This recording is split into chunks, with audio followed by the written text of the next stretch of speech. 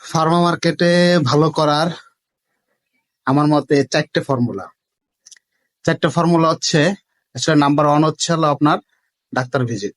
আপনি আপনার কোম্পানির পলিসি অনুযায়ী যে কজন ডাক্তার ভিজিট করা দরকার আপনি সে কজন ডাক্তার ভিজিট করবেন।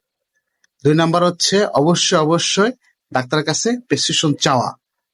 যত চাবেন মনে রাখবেন তত পাবেন, সুতরাং প্রেসক্রিপশন চাওয়া।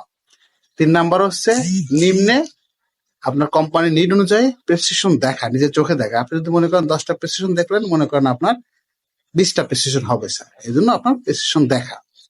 4 নাম্বার হচ্ছে আপনার কেমিস্ট কাভারেজ।